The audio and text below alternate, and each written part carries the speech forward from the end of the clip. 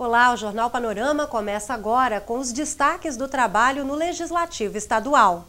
O Parlamento Capixaba adere à campanha lançada pelo Conselho Nacional do Ministério Público para diminuir o número de crimes cometidos por impulso. Quando uma pessoa provoca alguém como ele na rua, não tem ideia do que ele é capaz. Sou capaz de deixar pra lá. Minha vida vale muito mais do que qualquer briga ou discussão. Conte até 10. A raiva passa, a vida fica.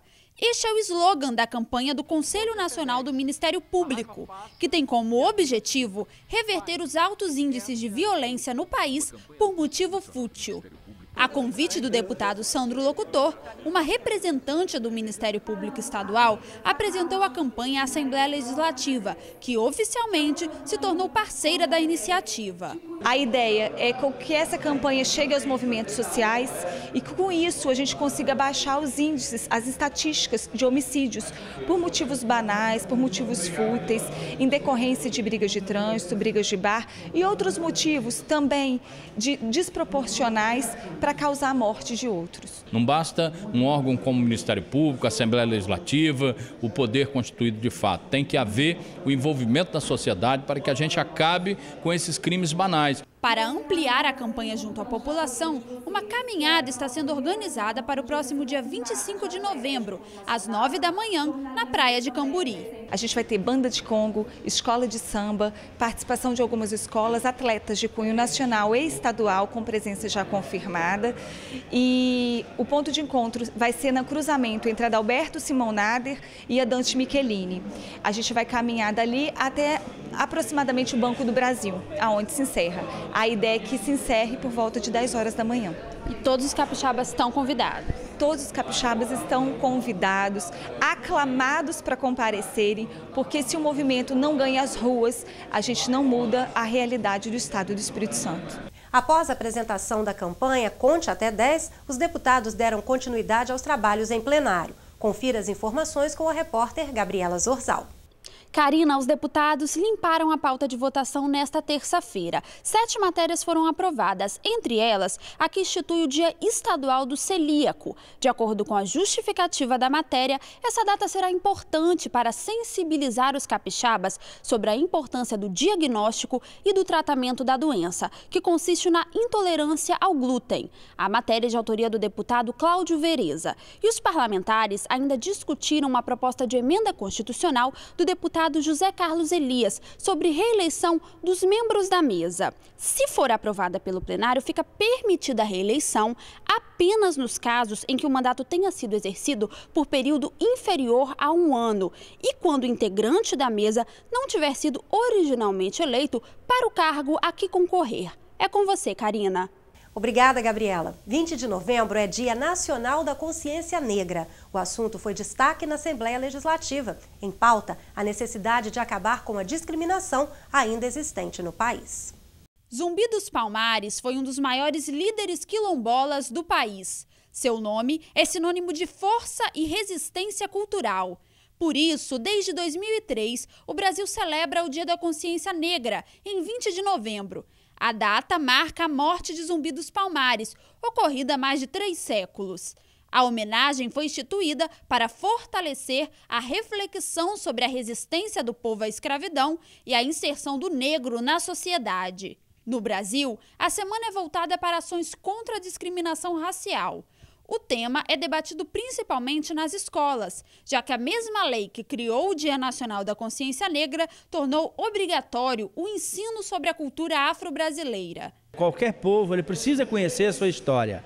Então a obrigatoriedade de, no currículo das nossas escolas, a educação afro, a história do povo negro, a importância do povo negro na formação da economia, da cultura, da história desse país é fundamental. Para vencer a discriminação racial no Brasil, as políticas públicas afirmativas ganham destaque. Entre elas, as cotas em concursos públicos e para a entrada em universidades. Para que tenhamos uma sociedade sem racismo e sem preconceito, ou seja, com direitos iguais. Nova área de conservação da Mata Atlântica no estado é tema de destaque na Comissão de Meio Ambiente da Casa. O Espírito Santo deve ganhar uma nova reserva natural em propriedade particular. Desta vez, na vila de Alto Paraju, em Domingos Martins, região serrana do estado. O projeto para transformar a Fazenda Terra Nova em unidade de conservação está em fase final no IEMA, o Instituto Estadual de Meio Ambiente. O objetivo é proteger a área de Mata Atlântica no estado. Representantes da organização não governamental Instituto da Biodiversidade explicaram aos deputados da Comissão de Meio Ambiente os benefícios da transformação da propriedade em área de proteção ambiental. As vantagens da criação de uma reserva particular é a isenção do ITR, o Imposto Territorial Rural, além de a pessoa fazer o seu papel na preservação de recuperação de remanescentes florestais. Hoje, no Espírito Santo, a maioria dos fragmentos florestais estão presentes em áreas particulares, ou seja, a RPPN é uma das ferramentas que tem de preservar esses fragmentos para gerações futuras. A partir do próximo ano, a população capixaba vai ganhar um espaço público para atendimento médico a idosos. O serviço vai ser oferecido junto ao Hospital Dório Silva, na Serra. Quem comenta a iniciativa é o presidente da Comissão de Saúde, deputado Dr. Hércules. A nossa população vem envelhecendo mais, as pessoas estão vivendo muito mais e é preciso que tenha um hospital que tenha atenção para essas pessoas idosas que têm doenças do próprio envelhecimento, doenças pulmonares, doença como diabetes, hipertensão. Então é preciso que o governo tenha essa atenção que está tendo. Comissão da Verdade do Legislativo Estadual inicia os trabalhos e atua em parceria com o Poder Executivo e sociedade civil. Durante mais de 2 décadas, o Brasil viveu sob ditadura militar, época em que o direito à liberdade era apenas um sonho.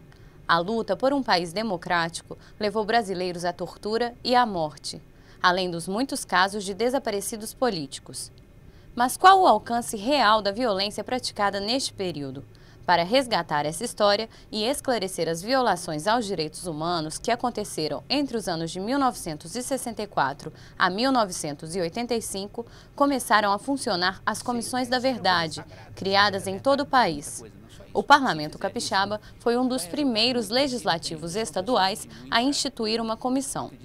O grupo, formado pelos deputados Dr. Hércules, Cláudio Vereza, Luzia Toledo e José Esmeraldo, deu início aos trabalhos com depoimentos registrados pela Assembleia Legislativa desde a década de 90. Não tinha o nome de Comissão da Verdade, aquela comissão que funcionou da década de 90.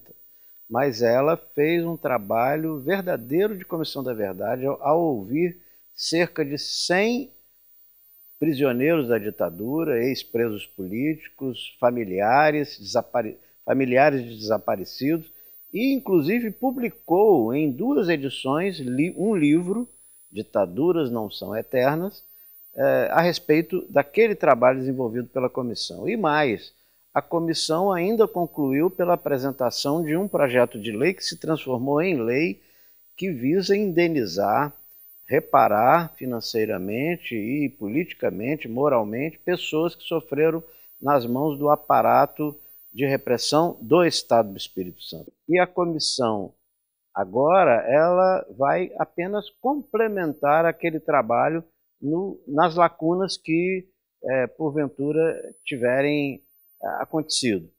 A Comissão da Verdade da Assembleia Legislativa não está sozinha em busca da memória. Um grupo semelhante foi criado pelo Poder Executivo.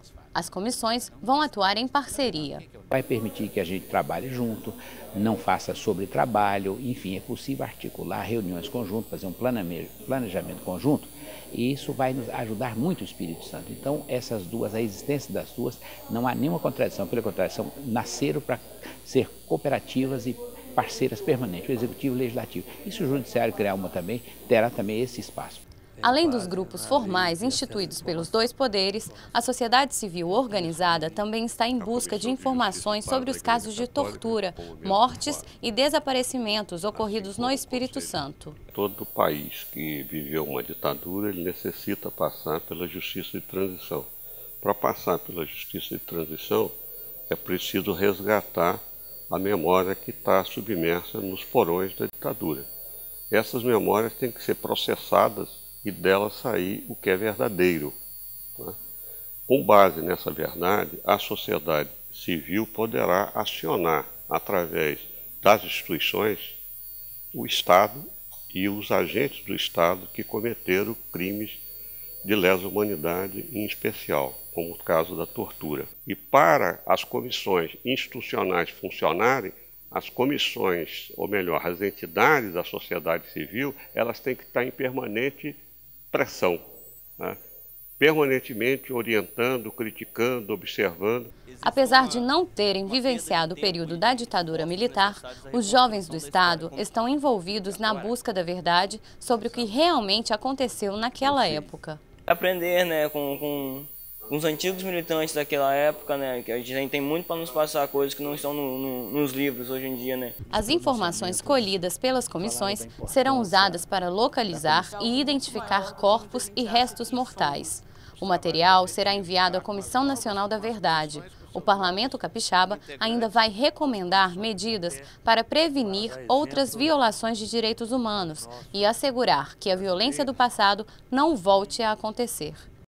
E o Jornal Panorama fica por aqui, mas continue acompanhando o trabalho dos parlamentares pelo site, Twitter ou Facebook.